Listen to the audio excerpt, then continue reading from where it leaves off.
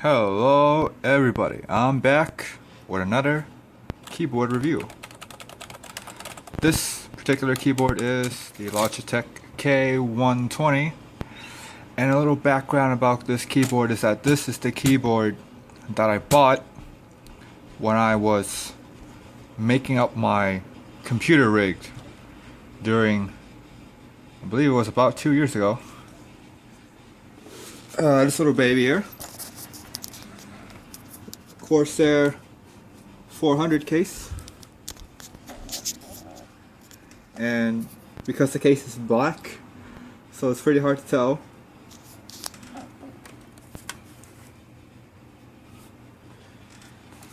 But that's another video for another day when I can shed some light in there and open it up. Another video for another day, yeah. But let's bring our attention to this particular keyboard, because this was the one that I chose to buy when I first made my rig.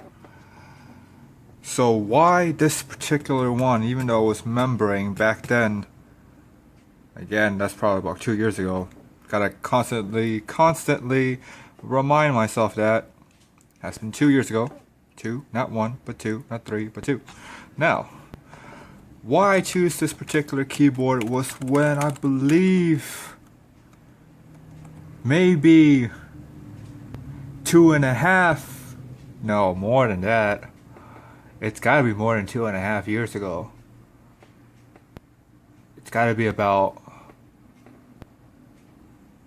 3.5 years ago when I went to Howie's Game Shack at Buenos Park. It was when me and a group of friends were playing Left 4 Dead 2 on the computer, and I was using this particular keyboard at that particular time, and I had a really good experience. So obviously when it comes to buying my own rig, I wanted this particular keyboard because I didn't know a thing or two or nothing about mechanical keyboard way back when. Man, 2 years ago, time sure does fly. But anyways, focus for me, thank you. Anyways, it comes full circle back to this, and I figured that, hey, since I'm doing keyboard reviews now, might as well do one on this, because this is a decently built keyboard, and I really enjoy the sound, this particular sound here.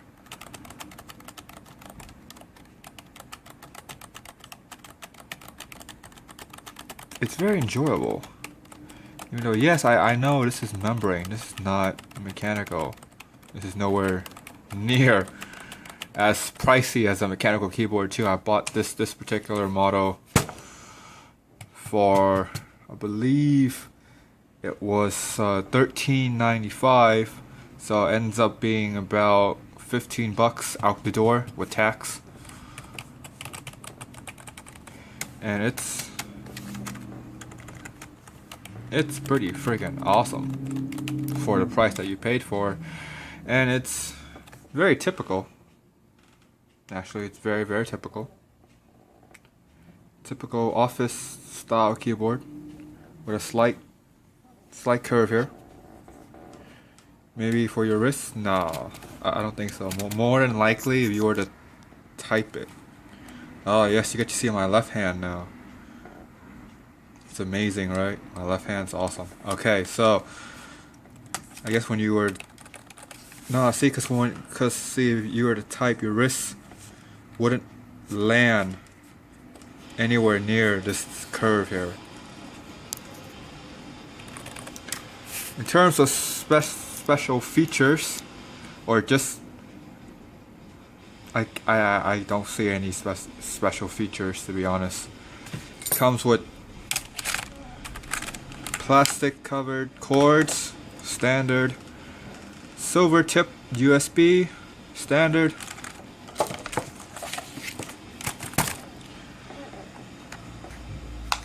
Oh, this caught my eye here. There is a piece of rubber here. That's interesting. I did not notice. I never once bothered to flip this thing around back in the day when I bought it. Yeah, I did not bother to flip this thing around. Wow, there is actually a piece of rubber here. This is actually pretty amazing for the price that you're paying for this keyboard, and getting a piece of rubber at the foot stand is actually very intriguing thing in terms of keyboarding world, the keyboarding universe. This is actually pretty interesting, and lots and lots of screws. Very light, very lightweight. Alright, let's put it on the slip test. You actually have to put a little bit more force than you would think when you try to make the keyboard slip, because of the pieces of rubber. There's actually 5 of them. There's 5 of them. 5. And once again, I have to really emphasize that there's actually a piece of rubber here where, focus on me, come on, there you go. No, not really focusing. Oh well, but anyways, there's a piece of rubber at the foot stand, which is very interesting. And this particular keyboard, I believe you can get it basically at any regular office supply store, Office Depot, Staples, or any of the general stores, Walmart, Target. It is a 104 key layout.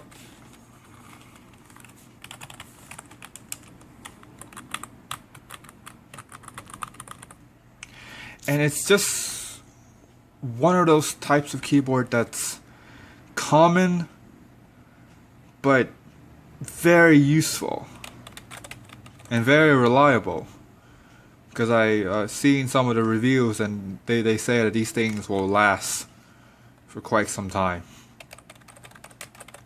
unless the reviews are K120 fanboys and they all lie to me. Then I don't know, because I haven't used this keyboard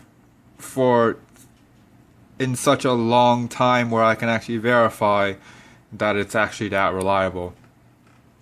Because when I bought the rig, is when I bought this keyboard, then I end up building another rig for a client, and that particular client wants a mechanical keyboard, so I went and got the Razer Black Widow because that's what the client wanted.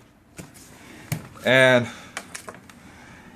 well, I mean, lo and behold, here's a Razer Black Widow, so you know the story to that. Yeah, basically when I got my hands on a mechanical keyboard, wow, I never wanted to go back. And I know that I wanted blues. Blues is what I wanted. Not red, not black, not brown, but blues, because of that sound. And that's pretty much the only reason why I would not choose this particular keyboard to stay as part of the personal rig.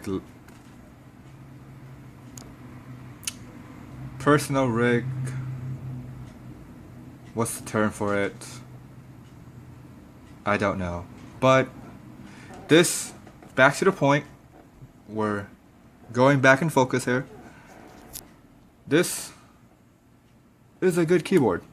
This is not a bad keyboard. This is not a mediocre keyboard. This is a good keyboard for what it can do, for the things that it has, and the price that you're paying for it.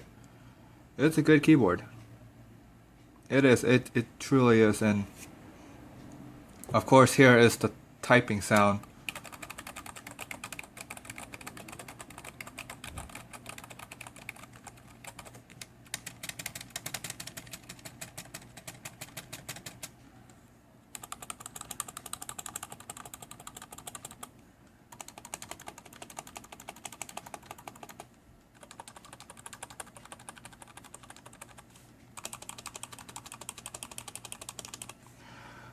And I noticed some of the people that does the typing sound test kind of deal, those of you that are very into keyboard would know the type of video that I'm talking about. They tend to not push these buttons because, believe it or not, they will make a different sound. They do push the spacebar because spacebar is a general sense does make a different sound rather than the characters. Man, I'm having a lot of trouble speaking today. Oh well, let's just move on. But anyways, yeah, these tend to make a slightly different sound. And this too, the 0 here, and this particular enter key, and this particular plus key will make a slightly different sound. It could be in my head, but I believe that they actually do make a slightly different sound. Let's just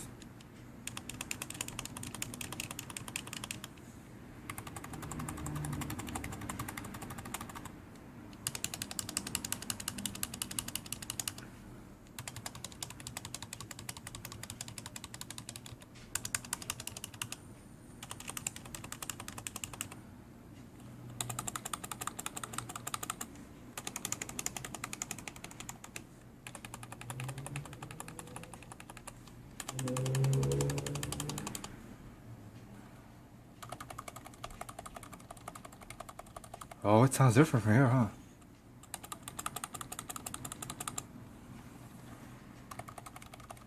Oh, it does sound a little bit different. Okay.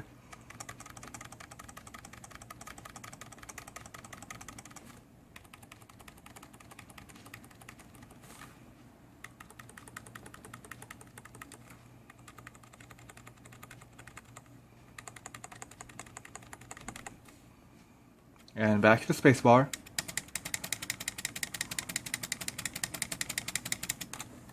Now the characters.